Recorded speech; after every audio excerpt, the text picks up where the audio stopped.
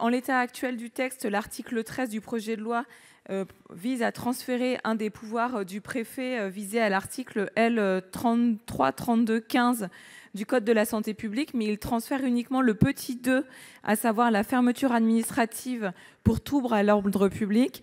L'amendement 118, lui, vise aussi à transférer au maire le pouvoir prévu au petit 1 du même article du Code de la santé publique, à savoir la fermeture administrative en cas de non-respect des lois et des règlements. Et l'amendement 119 est en fait un amendement de repli, puisqu'il vise à restreindre le champ d'application de ce petit 1 uniquement au non-respect des règlements municipaux. Sur le 118 rectifié bis, monsieur le rapporteur, vous avez mis un avis favorable ou non? C'est sur le suivant. Sur le 118, vous avez mis un avis favorable.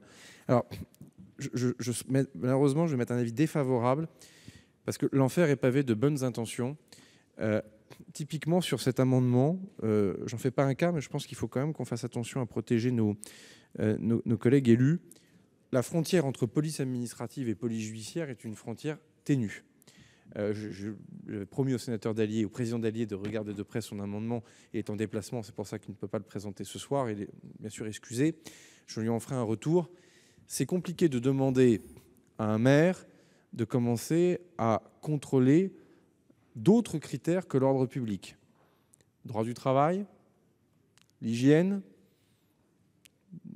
la consommation de stupéfiants dans un débit de boisson ou un lieu de restauration. Vous voyez, là, on passe d'un schéma de police administrative, où on regarde la question de l'ordre public et uniquement de l'ordre public, comme un membre du corps préfectoral le ferait, et donc le juge administratif, bien sûr, référé liberté, référé pour recours, accès de pouvoir, enfin tout ce que vous connaissez est efficient. Mais si vous commencez à aller chercher d'autres bases légales pour justifier une fermeture, c'est plus de l'administratif. C'est un début de constat.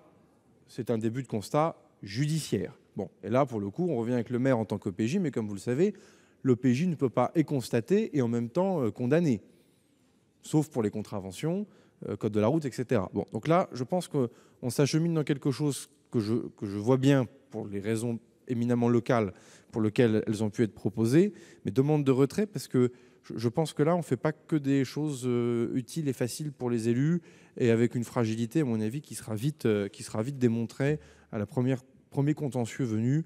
Et une fois de plus, mélanger police administrative et police judiciaire dans nos débats et dans nos amendements et dans nos votes, enfin dans vos votes et moi dans mes avis, à mon avis, n'est pas une bonne chose. Donc, demande de retrait.